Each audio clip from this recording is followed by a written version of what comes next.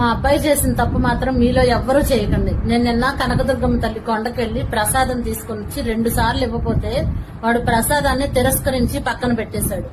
ఎందుకంటే వాడు జిమ్కి వెళ్తున్నాడు, ఆయిల్ తినకూడదు, స్వీట్ తినకూడదు అన్న ఉద్దేశంతో. ఆ విషయం నేను గమనించలేదు. నిన్న నైట్ మేము బయటకు వెళ్లి ఇంటికి వస్తూ ఉండగా పెద్ద యాక్సిడెంట్.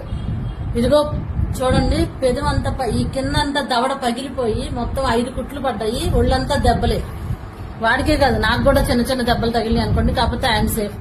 వాడికి మాత్రం బాగా తగిలినాయి.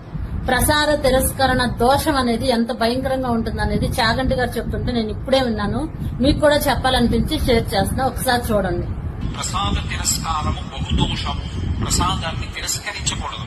అందుకే అన్నవరం సత్యనారాయణ స్వామి కథలో ప్రసాదాన్ని తీసుకోకుండా ఆ పిల్ల భర్తని చూడడానికి వెళితే పడవ మునిగిపోతుంది. ఒక కథలో ఏమిటి ప్రసాదం తినకపోతే పడవలు